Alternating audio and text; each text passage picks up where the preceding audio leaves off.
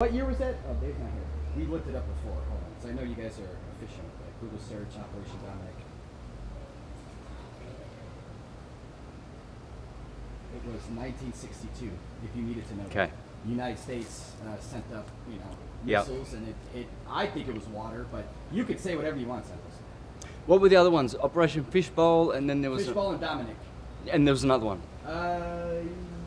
Operation. Well, that's high jump, but in terms of that test, the nuclear. Yeah, I know, but I want to add the other ones because Dominic's this is gonna blow your mind. Fishbowl of the Lord, yeah. Yeah. Anyway, or a fishbowl. I'll just add that one. Okay. Yeah, you can do whatever, say whatever you want. Here we go. Okay. Why would they shoot those up there, and then why would it hit something, right? So just explain, because I'm going to be showing the footage. Yeah. So okay, in 1962, the U.S. Space military or the space agency. They did an operation called Operation Dominic. Now, Dominic means dome. And what they were shooting for was the dome. They know there's a firmament up in the heavens. They know this. And they were trying to break through it or test it, acquire scientific data and knowledge, information about it. Hence the name Dominic, because they know that it is the dome. Same with Operation Fishbowl. Yeah, the fishbowl, it's a fish bowl, the firmament. On the second day of creation, God created the firmament. I don't think it's disappeared, dear friends. I think it's still there. And the 1962 Operation Dominic confirms it. Anything about the waters above you want to hit real quick? Just a basic analogy? Anything you want to talk about in the waters above, then we'll move on. Okay, so the waters above, the Bible speaks about the waters above and the waters below. When you look at the blue sky, everything's hydrogen. So whatever else is mixed with that dome, it's partially or mostly hydrogen. Saturn is hydrogen, the Sun is hydrogen, Jupiter is hydrogen. The list goes on and on and on. So the waters above are called, in ancient astronomy, which was the same science as astrology, except one was more theological and one was more secular, they taught that this was called the crystalline sea. And in the book of Revelation, it speaks about the crystalline sea. It's the ninth heaven. Above that heaven is another sphere surrounding our toroidal earth model called the primum mobile. And outside of that is the empyrean, where the blessed souls dwell with God for all eternity. And the primum mobile, meaning the first motion, that's the first outer layer of the torus field. Then the crystalline sea, 9. Then the starry heavens with Uranus in it, which is the firmament. The firmament is number 8. And then there are 7 more spheres, which we know as the wandering stars or the planets. Starting with Saturn at the top, then Jupiter, Mars, Sun in the middle, Venus, Mercury, Moon, and then our Earth. Dante spoke about it in the Divine Comedy. Ptolemy, before Copernicus ever hit the scene, spoke exactly of this model. The Hebrews, the Hindus, the Mayans, the Aztec calendar is all about our 10 Russian doll type onion layers of 10 spheres of a toroidal field surrounding our plane of inertia, planet of Earth, the Earth. Planet means plane, and the T means terra. Plane terra.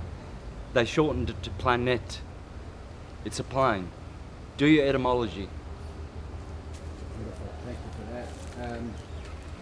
And just to touch on that one last thing, in your opinion, what's holding the waters above from coming down? What's holding Does it come down with these downpours? Yes. They might feel that way. Okay. Yeah. However you want to, I Yeah. mean, if it's water above, what's going on with it? And why isn't it coming down? Or does it come down at times? Or how do you feel about that? The reason the waters from the crystalline sea, the ninth sphere, don't come gushing down is because of the firmament. It's firm. See, we have a firmament up here and we have terra firma down below. Everything is firm, which means still, or rather durable. So, but every now and then cracks form within the magnetic field of the firmament in which waters do gush through, and floods have happened. Every culture, every tradition, ancient, every nation has myths about floods. You know, the Egyptians said to the Greeks, "Oh, you Greeks, you have so little knowledge. You talk about the flood. There have been many floods on this earth." And then two more really easy ones. Explain to global believers what a rocket launch is and where they go. You know. So when they launch rockets in Cape Canaveral, Florida, or in Houston, we have a problem. Yeah, the problem is you can't get past the firmament. I mean, Neil deGrasse Tyson and Bill Nye, the liar guy, even they say that. So that's what the reason why these rockets go up like this, and then they go horizontal, and then they disappear. Yes, because that's our vision can't see that they've just landed in the ocean, because you can't go out into space. And the last one, on that topic, I don't know if you've noticed SpaceX the last couple of years, but they're showing off with their rockets and technology. They, in me and Dave's opinions at least, they're going up now and they're scraping the firmament, and they're sending ripples out of their rocket ships, and it looks like, because I've seen it with my own eyes before, it looks like they're surfing on the water above, and it's giving the ocean tides. Yep. Have you seen that yet? Yeah, With that's SpaceX? cool. Yep. Dude, it's blowing my mind that they're scraping the ocean above, Yeah. and everybody can see water above them, Yeah. and everybody's like, they're going to space. If you want to just touch on anything SpaceX, scraping the water, anything like that, because I'm going to be showing a lot of those rocket launches scraping the firmament there. Anything you want to touch on, Yeah. it's up to you.